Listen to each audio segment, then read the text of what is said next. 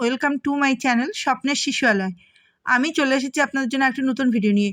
এই যে আমাদের ডিসেম্বর মাসে কিভাবে আমরা কেন্দ্রে সুপুষ্টি এবং অন্নপ্রাশন দিবস পালন করব। প্রতি ইংরেজি মাসের চতুর্থ শুক্রবার আমাদের প্রত্যেকের কেন্দ্রে সুপুষ্টি দিবস পালিত হয় এবং 3 মাস পর পর অন্নপ্রাশন দিবস পালিত হয়। এই ডিসেম্বর মাসে আমাদের সুপুষ্টি এবং অন্নপ্রাশন দিবস দুটোই পালন করতে হবে কেন্দ্রে। তাহলে আপনারা কিভাবে পালন করবেন এবং সেই খাতা কিভাবে লিখবেন দেখে নিন এই ভিডিওতে। তাহলে প্রথমে আপনারা উপরে লিখবেন সুপুষ্টি দিবস ও সুপুষ্টি অন্নপ্রাশন দিবস পালন। স্থান আমার দক্ষিণ মাধপুর অঙ্গনারী কেন্দ্র। আপনাদের ক্ষেত্রে যা হবে আপনারা তাই লিখবেন। কেন্দ্র নাম্বার আমার 81, তারিখ 26/12/2025। তারিখ সবার একই, সময় আমার হচ্ছে 11টা থেকে 12টা। আপনাদের ক্ষেত্রে যা হবে আপনারা সেটাই লিখবেন। থিম কি? এ মাসের থিম হচ্ছে সুঅভ্যাসের পুনরালোচনা ও শিশু, কিশোরী ও মহিলাদের বিভিন্ন প্রকার খাদ্য বিষয়ে আলোচনা। তাহলে এ মাসের থিম হচ্ছে কি? ডিসেম্বর মাসের থিম হচ্ছে সুঅভ্যাসের পুনরালোচনা ও শিশু, কিশোরী ও মহিলাদের বিভিন্ন প্রকার খাদ্য বিষয়ে আলোচনা। তাহলে যে সুঅভ্যাস এবং যে বিভিন্ন রকমের খাদ্য আছে সেই খাদ্য সম্পর্কে আলোচনা, পুষ্টিকর খাদ্য সম্পর্কে আলোচনা করে এই মিটিংটি করতে হবে। আর বিষয় কি? সুপুষ্টি অন্নপ্রাশন দিবস পালনের মাধ্যমে মা, শিশু ও জনসাধারণের মধ্যে সচেতনতা বৃদ্ধি।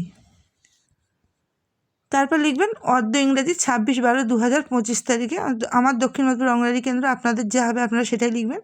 কেন্দ্রে মা, বাবা, আশা দিদি, ENM দিদি, স্কুল শিক্ষক, স্কুল প্রতিনিধি, জনপ্রতিনিধি, পঞ্চায়েত সদস্য সকল উপস্থিত ব্যক্তিবর্গের উপস্থিতিতে সুপুষ্টি ও অন্নপ্রাশন দিবস পালিত হলো।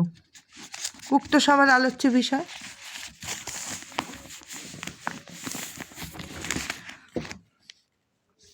এবার উক্ত সবার আলোচ্য বিষয় কি? এক হচ্ছে গর্ভাবস্থায় ও প্রসবের পর 6 মাস পর্যন্ত একটি করে IF-এর ট্যাবলেট খেতে হবে এবং দ্বিতীয় ত্রৈমাসিকের সময় একটি কৃমিনাশক ট্যাবলেট খেতে হবে। তাহলে গর্ভ অবস্থায় প্রসবের পর মানে গর্ভ অবস্থা শুরু হওয়া থেকে আর প্রসব হওয়ার 6 মাস পর পর্যন্ত কিন্তু প্রত্যেককে একটি করে IF-এর ট্যাবলেট খেতে হবে গর্ভবতী মায়ের। এবং শিশু হওয়ার পরেও 6 মাস পর্যন্ত যতদিন সে প্রসূতি থাকবে ততদিনও তাকে IF-এর ট্যাবলেট খেতে হবে, যেহেতু তার শরীর থেকে অনেক রক্তক্ষরণ হয়ে যাবে, যার জন্য প্রসূতি অবস্থায়ও তাকে IF-এর ট্যাবলেট খেতে হবে। এবং দ্বিতীয় ত্রৈমাসিকের সময় একটি কৃমিনাশক ট্যাবলেট খেতে হবে। 2, আয়রনের ঘাটতি পূরণ করতে লৌহ সমৃদ্ধ খাবার যেমন লেবু জাতীয় ফল, সবুজ শাকসবজি খেতে হবে। আর প্রোটিন সমৃদ্ধ খাবার যেমন মাছ, মাংস, ডিম, ডাল, ভিটামিন এবং মিনারেলযুক্ত খাবার হচ্ছে শাকসবজি এবং ফল।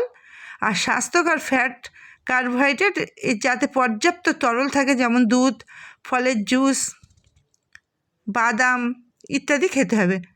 তবে ক্যাফেইন সীমিত রাখা ভালো, যেমন চা, কফি, এগুলো কিন্তু আয়রন শোষণে শরীরে বাধা সৃষ্টি করে, সুতরাং এগুলো না খাওয়াই ভালো। যত কম খাবেন তত ভালো। সীমিত খাওয়া উচিত, এগুলো বেশি খেতে নেই। গর্ভাবস্থায় বা কিশোরী মেয়েদের বা শিশুদের ক্ষেত্রে এগুলো ক্ষতিকারক। তাছাড়াও ধূমপান, মদ্যপান, মিষ্টি পানীয় যেমন আর কি বিভিন্ন ধরনের কোল্ড ড্রিঙ্কস, লবণজাতীয় ভাজা পোড়া যে খাবারগুলো পাওয়া যায়, চিপস, ওগুলো কিন্তু এড়িয়ে চলা উচিত। কারণ ওবেসিটি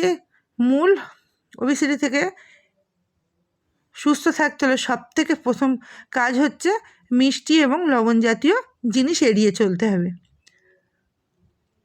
তাছাড়া আপনারা তেল, চর্বি, ঘি এগুলো অল্প পরিমাণে গর্ভাবস্থায় খেতে পারে, কারণ এগুলো তেল, চর্বি, ফ্যাট জাতীয় খাবার, এগুলো অল্প খেতে হবে, বেশি খাওয়া যাবে না। এগুলো কম খেতে হবে। বেশি করে সবুজ শাকসবজি, ডাল, তারপর হচ্ছে বেশি করে জল খেতে হবে, পর্যাপ্ত তরল থাকে এমন জিনিস যেমন বিভিন্ন ফলের জুস, লাল চাল, দানা শস্যের মধ্যে লাল চাল, লাল আটা, সাদা এগুলো না খাওয়াই ভালো। লাল চাল, লাল আটা খাওয়া খুবই ভালো। এগুলো শরীরের পক্ষে অনেক সুবিধাজনক এবং প্রচুর জল খাওয়া উচিত। এইভাবে আপনারা সমস্ত কিছু বুঝিয়ে মিটিংটা করবেন। কোন খাবারে কি থাকে সেগুলো করবেন। ভিটামিন B সমৃদ্ধ খাবার, ভিটামিন A সমৃদ্ধ যেমন হলুদ রঙের শাক সবজি, ফল, ডিমের কুসুম, কোনটা কোন কাজে লাগে সেগুলো আপনারা বুঝিয়ে দেবেন। আর তারপর হচ্ছে অন্নপ্রাশন দিবস বিষয়ে আলোচনা করবেন। যেহেতু 3 মাস পর পর অন্নপ্রাশন দিবস পালিত হয়, সেক্ষেত্রে আপনারা যে সকল শিশুর বয়স 6 মাস হয়ে গিয়েছে 3 মাসের মধ্যে, ধরুন 3 মাস পরে হয়, যখন প্রথম তার বয়স 6 মাস হয়েছে তখন কিন্তু অন্নপ্রাশন দিবস সে মাসে ছিল না, পরের মাসেও ছিল না, এই মাসে যেহেতু হচ্ছে, তার মানে আপনারা 6 থেকে 9 মাস পর্যন্ত শিশুদের আপনাদের কেন্দ্রে ডাকতে পারেন। এবং সেই শিশুদের, যে শিশুগুলোর হয়নি, সেই শিশুগুলোর কিন্তু আপনারা ডাকবেন, ডেকে কেন্দ্রে অন্নপ্রাশন দিবস পালন করবেন। আর এই পালন করার মূল উদ্দেশ্য হচ্ছে কি, যাতে সকলে বুঝতে পারেন যে 6 মাসের পর শিশুকে শুধুমাত্র মাতৃদুগ্ধ পান করালে কিন্তু হবে না, পরিপূরক খাবার খাওয়াতে হবে। মাতৃদুগ্ধ তো খেয়েই যাবে, তার সঙ্গে সঙ্গে পরিপূরক খাবার খাওয়াতে হবে, যেমন খিচুড়ি, গলা ভাত, সুজি, পায়েস, ডিম সিদ্ধ এবং নরম ও চটকানো আদাশক্ত খাবার, এগুলো শিশুকে মাতৃদুগ্ধের সাথে 6 মাসের পর থেকে কিন্তু যোগ করতে হবে। আর কিশোরী মেয়েদের দিকেও বিশেষভাবে নজর দিতে হবে, কারণ কিশোরী মেয়েরা কিন্তু আগামী দিনের ভবিষ্যতের মা। সুতরাং কিশোরী মেয়েরা তাদের একদম কিশোরী অবস্থা থেকেই তাদের আইএফএ ট্যাবলেট খাওয়ানো বা তাদের যত্ন নেওয়া জরুরি, তবে সে আগামী দিনে কিন্তু সুস্থ সন্তান জন্ম দিতে পারবে, কারণ আগামী দিনের ভবিষ্যতের মা কিন্তু কিশোরী মেয়েরাই। সুতরাং তাহলে এখানে দেখতে পাচ্ছেন, ছোট শিশু থেকে কিশোরী থেকে আর মা পর্যন্ত প্রত্যেকের যত্ন কেন, যাতে শিশু তারা আগামী দিনে সুস্থ সন্তান জন্ম দিতে পারে। তারপর সন্তান জন্মানোর পরে 6 মাস পরেও কিন্তু সেই সন্তানের যত্ন কিন্তু তার মায়েরাই নেবে। সুতরাং এইভাবে একের পর এক প্রাকৃতিক নিয়ম অনুযায়ী প্রত্যেকটা শিশু বড় হবে, কিশোরীরা গর্ভবতী হবে, গর্ভবতী মা প্রসূতি হবে, আর তারাই মা হবে, তারাই আবার শিশুদের মানুষ করবে, এইভাবেই কিন্তু চলবে। সুতরাং কিশোরী মেয়েদের যত্ন, গর্ভবতী মায়ের যত্ন এবং শিশুর যত্ন প্রত্যেকটাই কিন্তু খুব গুরুত্বপূর্ণ। এগুলো আপনারা মিটিংয়ে আলোচনা করবেন এবং প্রত্যেকটা বুঝিয়ে দেবেন। তারপরে অন্নপ্রাশনে যাদের ডাকবেন তাদের মুখে ভাত, পায়েস, খিচুড়ি যাই দেন না কেন দিয়ে তাদেরকে বুঝিয়ে দেবেন যে 6 মাসের পর থেকে কিন্তু শিশু এই খাবারগুলো খাবে।